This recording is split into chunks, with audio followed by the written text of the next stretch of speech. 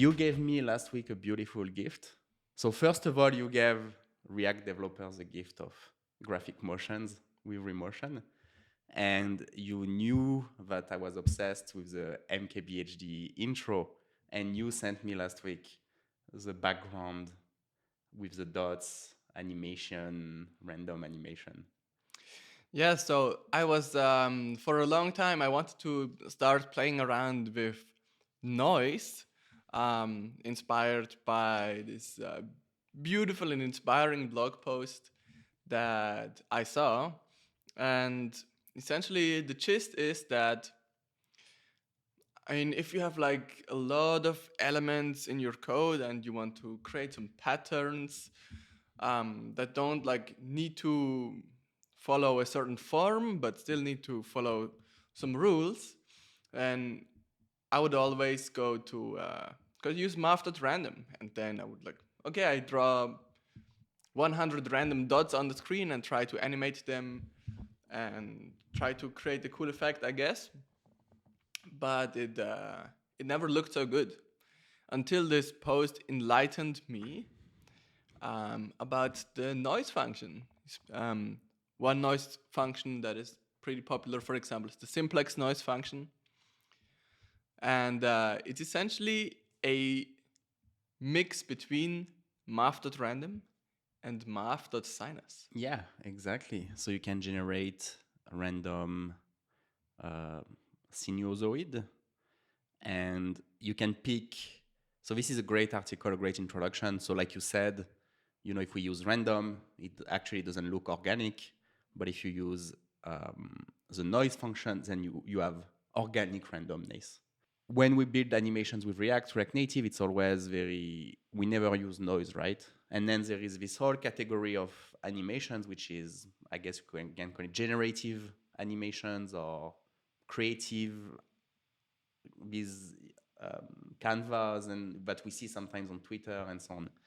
And because of Remotion, now we can dive into this area of generative programming and generating beautiful patterns and beautiful shapes.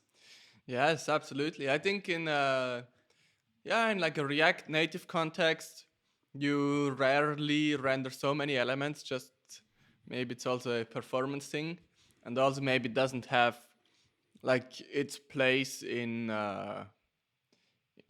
creating UIs. It's more like the artsy stuff, I would Yes. say.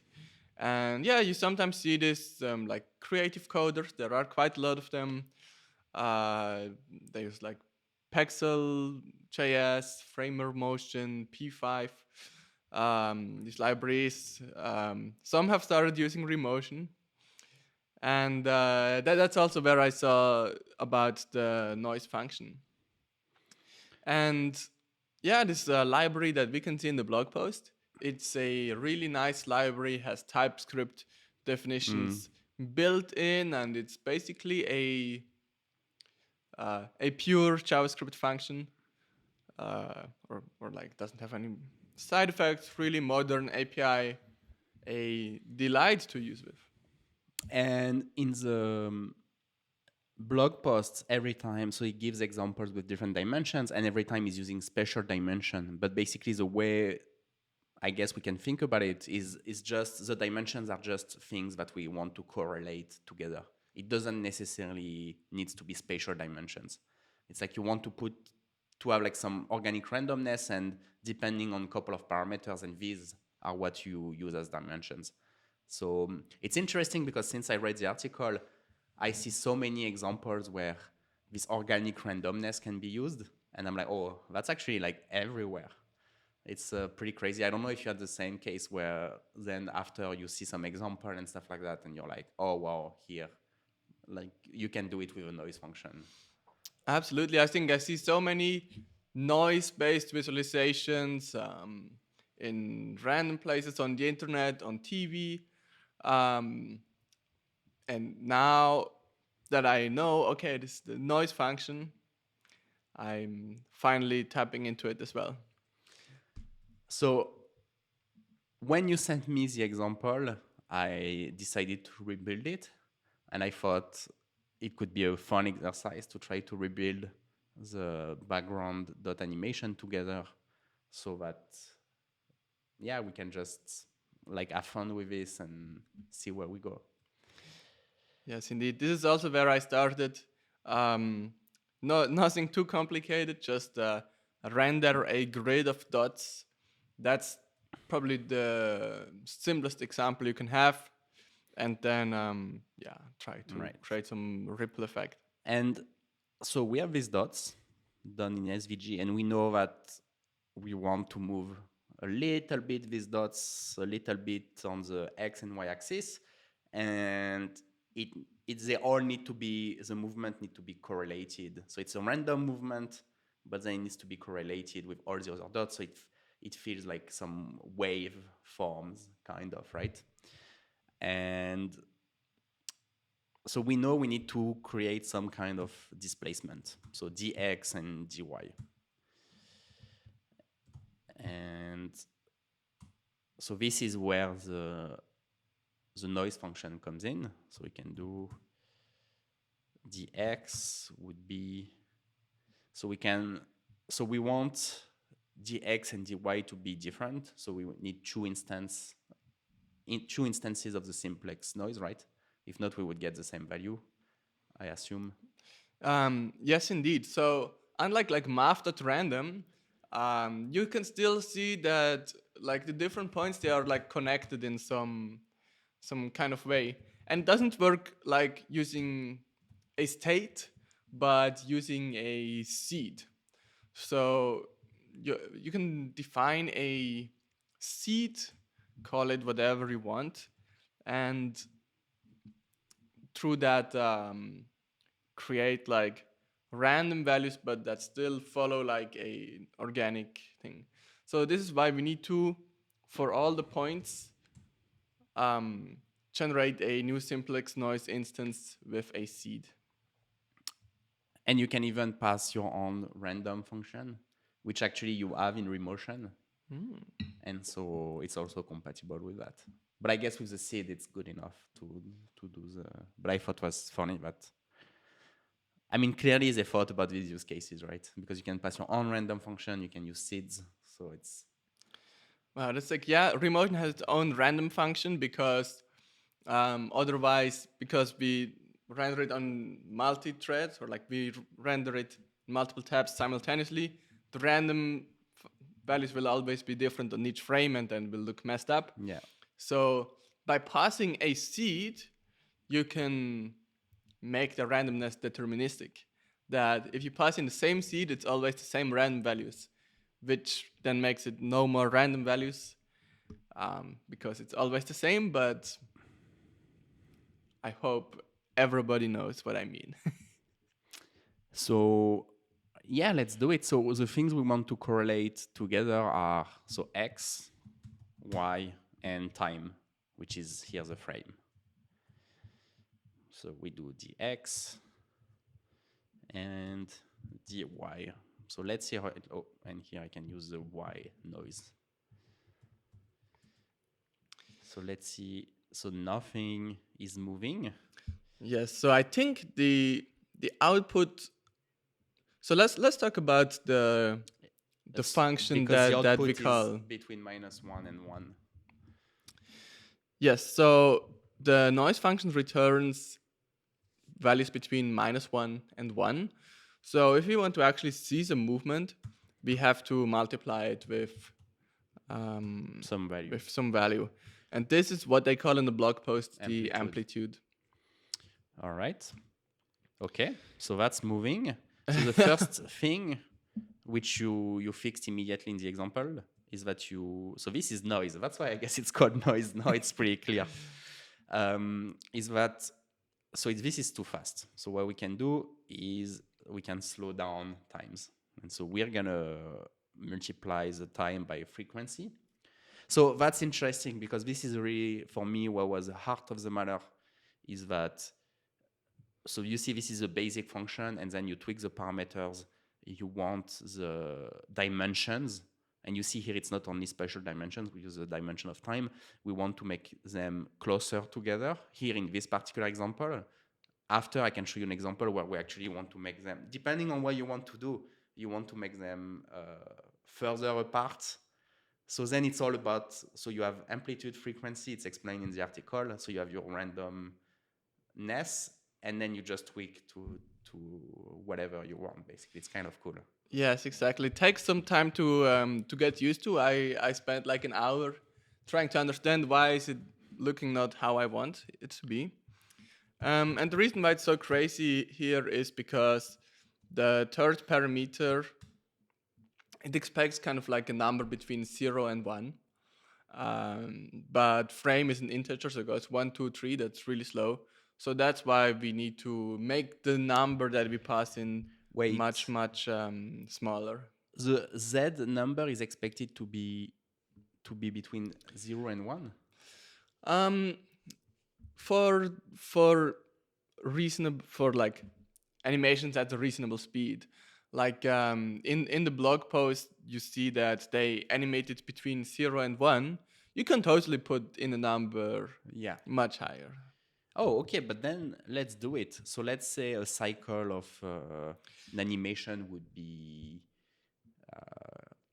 3 seconds. So let's say 90 frames. So we divide by 90. No, that would be... Or actually, what I think would be nice is what we could do is we could divide the frame by the duration in frames constant. Yes. And that way we will animate the time from 0 to 1. And after that, we can still multiply it with a frequency. Yeah, that's fine. So config dot duration in frame, which is a couple of seconds. But let's see, because in the example, actually, we divided it by something way smaller than. Okay, so we need to go even lower. Yes. The issue is something else. And I think it's that I didn't use seeds here. Oh, yes. So it's not correlated across frame. Because so now we have true randomness. Yes. I think. Yes. Oh, yes, indeed. And because we re-render on every frame, it would reseed it every frame. Okay, that makes sense. So that looks already like pretty cool. And like you said, now we can multiply by something. Here we want it to loop. So actually, since we want it to loop, the duration in frame doesn't make sense because it might go, if I make my animation longer, I don't want the cycle to change, right? Okay, yeah, that so makes sense. So let's just multiply by something small.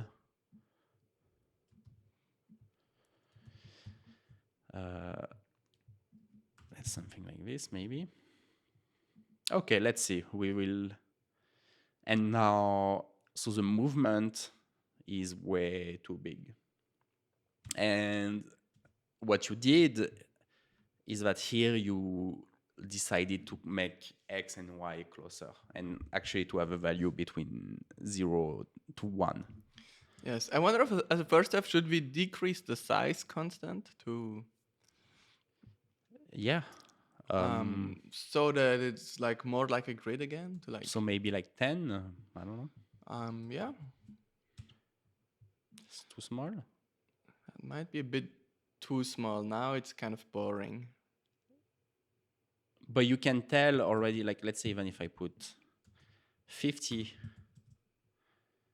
you can tell that they don't seem correlated with one another.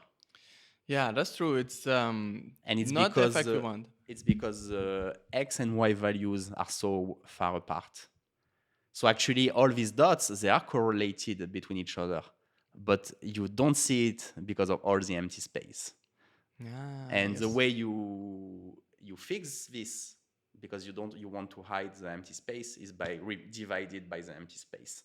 And then suddenly the dots will feel correlated. These dots are moving in a correlated manner, but we just cannot visualize it.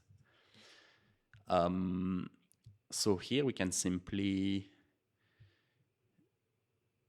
So I think if we use, let's say, E and Y and G, which here we multiply by size.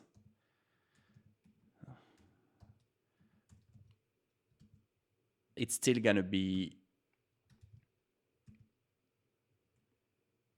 too much, but if we make it so that it's between 0 and 1, so I, we divide by columns. So here we have a value that goes from 0 to 1, G that goes from 0 to 1. Already. Ooh, nice. And so we can make it faster, right? Yes. I think here also just a note that in my experience, it also seems that it works better if for X and Y, you provide values that are like, right now we are passing like the values 1, 2, 3, 4, 5, 6. That's like way big of a gap in between. So I think they kind of made the function that it works better with like values between 0 and 1, or like with values that are closer together than Yes. a distance of 1. Yes. So yeah, that's also something that I struggled with.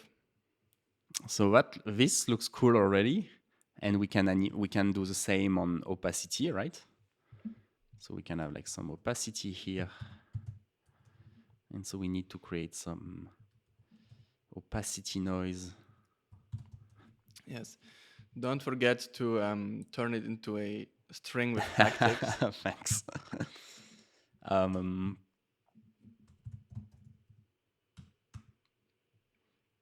And so we have opacity noise, noise 3D.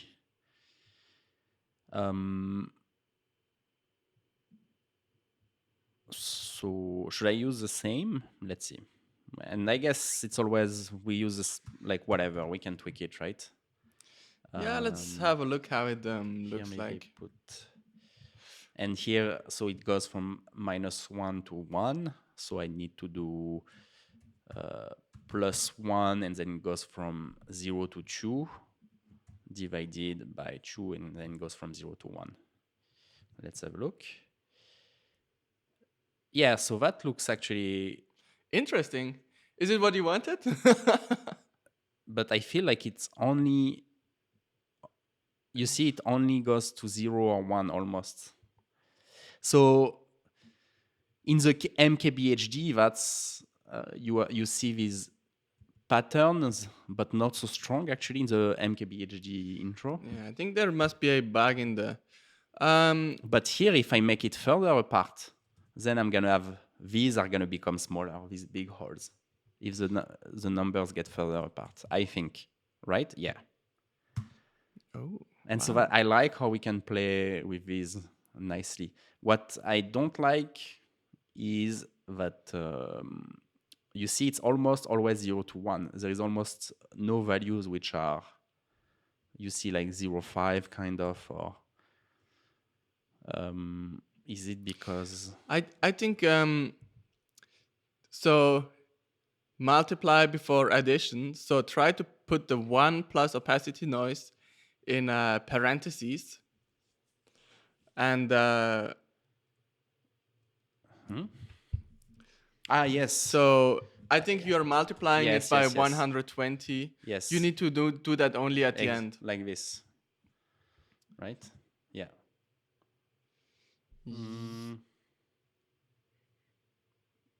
Yes, exactly. So the opacity you shouldn't multiply by 120. But it's cool because what you showed before, it's like a happy accident.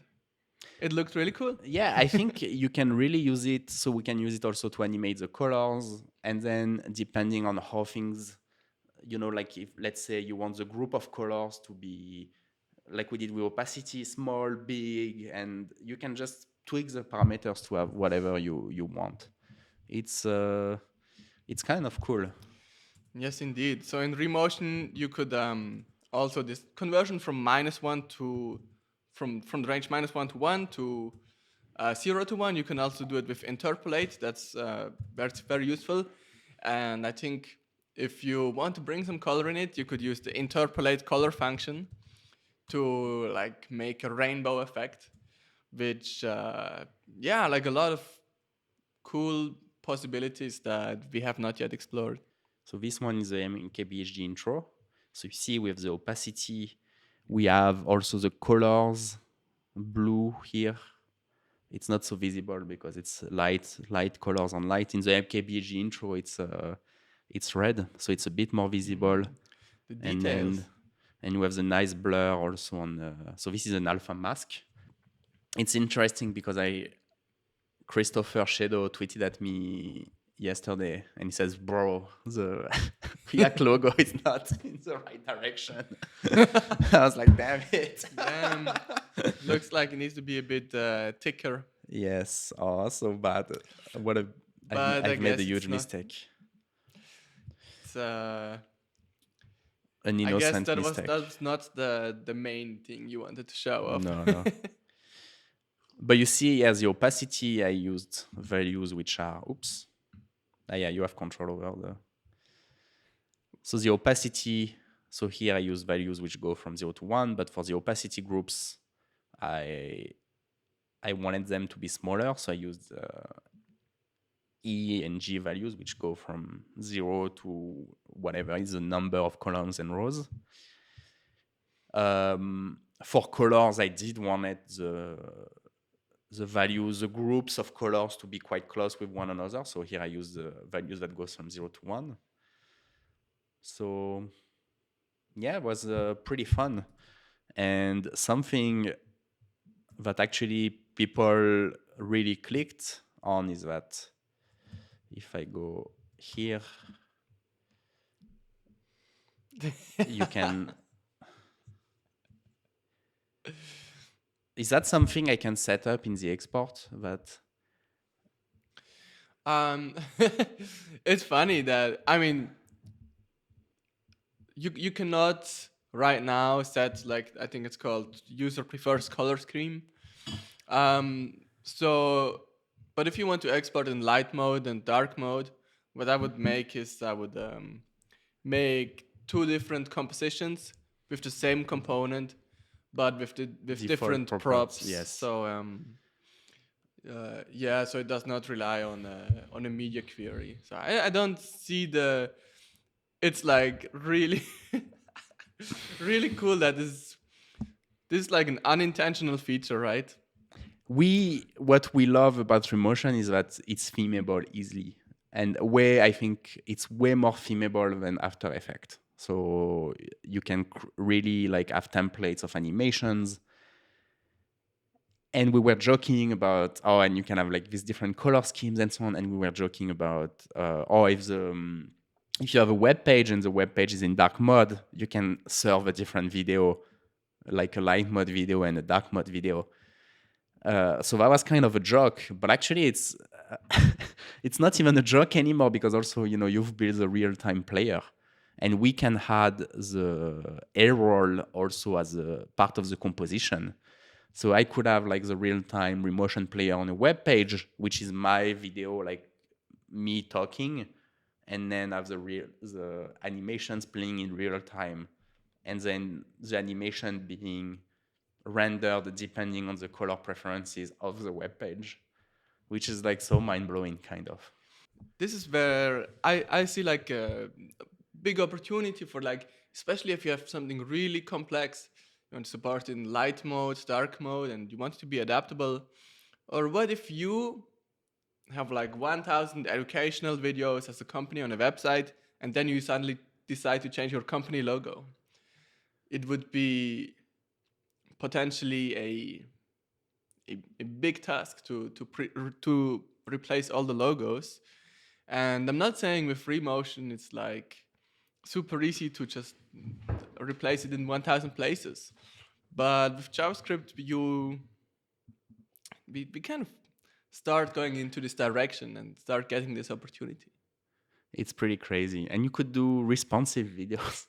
So if you know the screen size is small, for instance, this intro with these little dots, on a small screen size, you cannot see anything because of the contrast. And maybe if I don't know, it's a bit crazy, but maybe if the screen is small, you serve a different animation. Yeah, I totally see it. So if you want to pre-render like story style videos, like similar to like how like Revolut does it, or like Spotify, they are showing some full screen videos. Maybe they should be different on phones or tablets. It's also where I see like an opportunity where you can share your logic.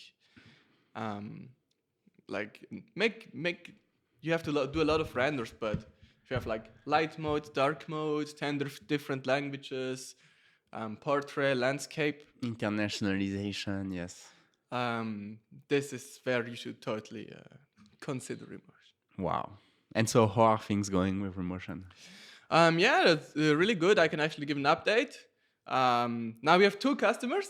Wow, The first congrats. 2 customers have signed up last week, and more people are interested. We are now, I would say, since we have shipped the audio feature, all the most essential features are there, and it's pretty stable, and there's no rush to add a lot of new features. I wouldn't say there are many features that are missing. It's only that we could like make some web APIs easier to access, which we will do. And this is what we are working on next. Create more examples, learning resources, templates. We have just released a 3JS integration where Yes, incredible. we are bridging 3D with the 3JS with Remotion. It's not like this was not possible before, but now it makes it a lot easier. Yes.